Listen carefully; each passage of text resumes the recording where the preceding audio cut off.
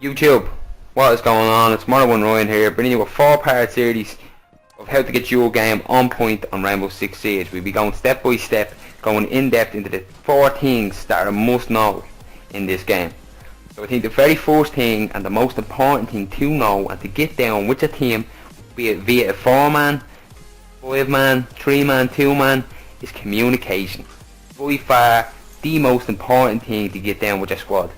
In ways of communication, attacking and defending, they are different in the way you communicate, in the way you set up, in the way you think of a plan, all that stuff. So we're going to start it off with attacking.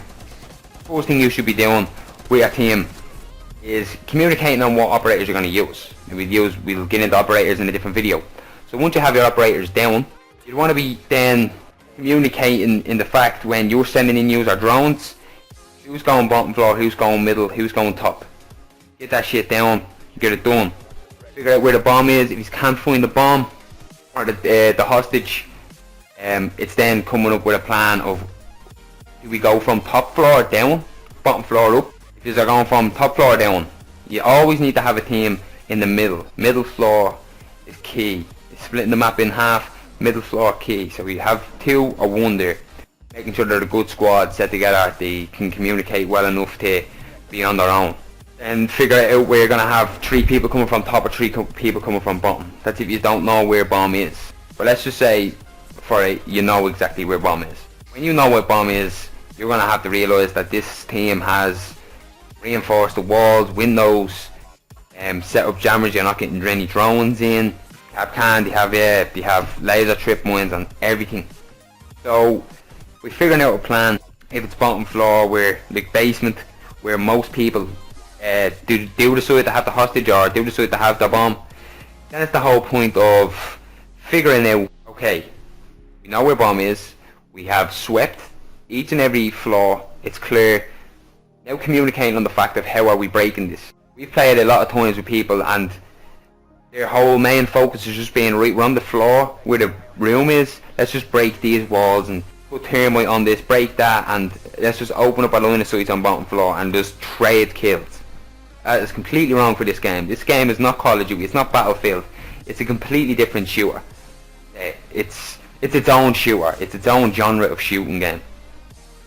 So the thing that this game has brought that I think most people forget is everything is about lines of sights in this game, and it's communicating with your teammates to figure out, okay, well, me and Ryan, we can go upstairs, open up 2 lines of sights off the breaching points, maybe cause a little distraction.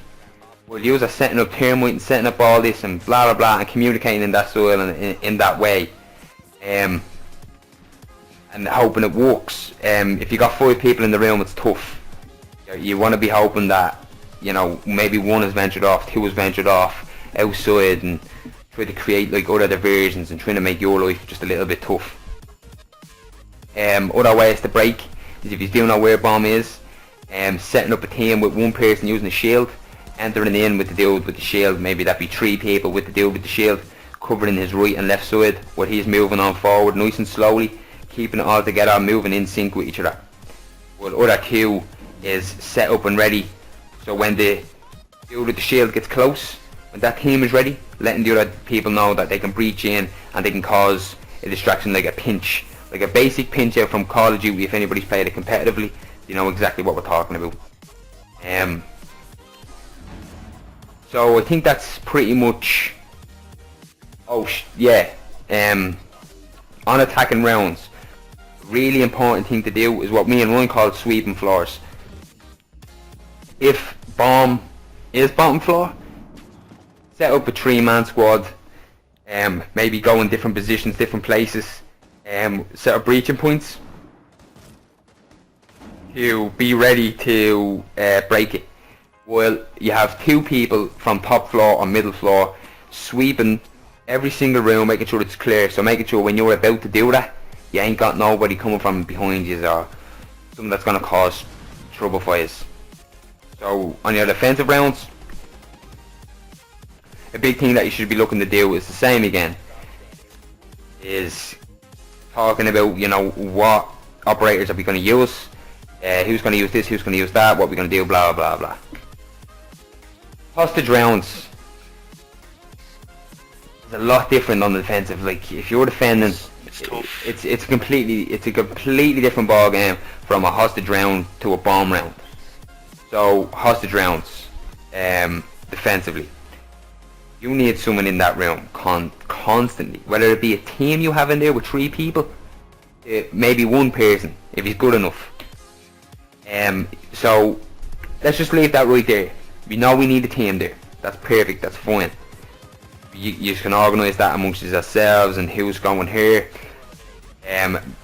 Being it's the operator, don't judge it off the player. Judge it off what operator that person is using. Yeah, okay, that's the best person to have right there. Whether it be Castle and so on, like gun variants and stuff. Everything changes with that person that's staying in that room. I'd say on a hostage round, making sure you have lines of sights above the floor. So getting to the floor above or the floor below. I always suggest above if you can. So if you're on top floor, obviously not getting above because you're going to be spotted outside. So going below and causing trouble for the enemy team. If you want to play it slow and, you know, wait until you can hear them bombs going off, that wall being broke up on that room with the hostages and going up and coming from behind them. That's a fantastic strategy. Communication with the person that's in that room is the most important thing. He's going to be the person that's going to be able to hear them, going to be able to, like, okay, you know, this is where they think they're coming from, so that you that's outside causing a bit of chaos, you can go and pick up them shots. Same again with sweeping. This time it's different. And 2 people you have outside, if you do decide to, you know, set a team up to go and sweep floors, they're basically going out there to kill. So setting them up in the room, letting them camper out, getting them on the cameras. You need that person on cameras to be far away from hostage or bomb. But not too far. Yeah, not too far that it's going to be, right, if it's a hostage round, that they're going to have enough time to get that hostage out of that room before he gets there. You want to be, let's just say, mid-range from room. So you're going to need one dude covering him while he's on cameras, because he's going to be on cameras for hopefully for a long time if you don't get shot down. So once that's still doing his thing, you organise a strategy with the player that is with you. So if you're on cameras with your support for organising strategy of, okay, well, let's just give them a little bit of time here, let's go and push this as you're moving down staircases or wherever it may be, making sure, you know, he's watching your left room, the right room that's coming up now, you know, you're going in and checking that, make sure that's clear, let's move here, let's move this, you know, basically if you've watched movies, you know, oh, clear, move up, let's do this, let's do that.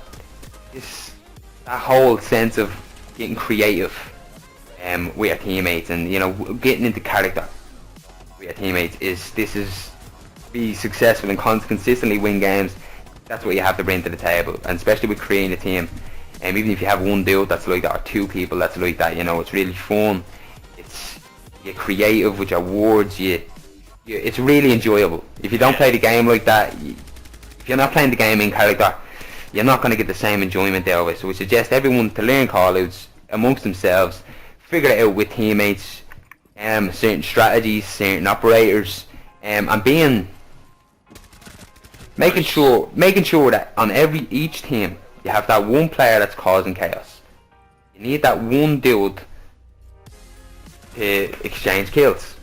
Also, the communication in this game isn't like Call of Duty or Halo or anything like that. And this game, like obviously on Call of Duty, you know, you have to accurately say where the person has killed you from. On this game, you don't have to do that. Like on this game, all you have to say is the area that they're in, because the areas on this game, the maps on this game aren't as big as Call of Duty by any means. Like it's just when you die in a certain place and you know where the guy is, you literally just have to say the area he's in. You don't need to say, okay, he's behind chair or anything like that. There's no need for that. You literally just say the area he's in. That's all the call out is. That's literally all that call out is.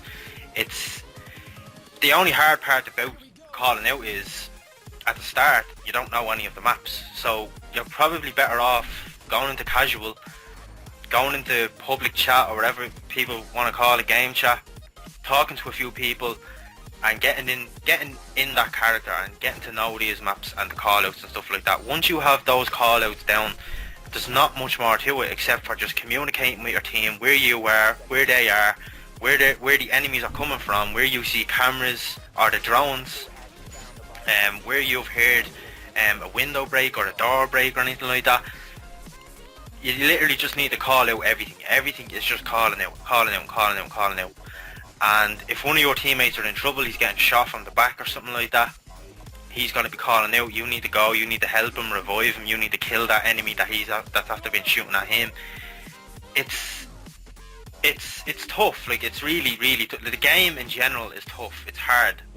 Your first few ranked play matches are going to be hard, and that's just because you're going to be playing against people that have the game since release. But I'm telling you, once you get everything down, you know exactly what operator you're using. We'll get into those operators in another video. Your weapons also for another video. Where you're going to be going in, if you're going up top, middle, bottom, everything needs to get called out. Absolutely everything. There's no accuracy at all to the call outs. It's just the area, nowhere else. Yeah. Just the area. And if you see like a trip mine or, you know, a reinforced wall or anything like that, let the people know where it is. If it's on the middle floor, if it's on the top floor, the bottom floor, let everybody know where the reinforced wall is, or where there's a drone, or, you know, barbed wire, trip mine, anything. Just call out everything you see that doesn't look just basically call out everything that looks suspicious, where the stuff that shouldn't be in places and stuff like that. Call it all out. Everything should be called out. Yeah, 100%. Listen, if you have enjoyed the video, please go ahead, like, comment and subscribe. Let us know your thoughts on our inputs onto strats and stuff like that, and then stay tuned for some more videos on tips and tricks, operators and guns and terrorist hunt mode. So yeah, peace out and enjoy.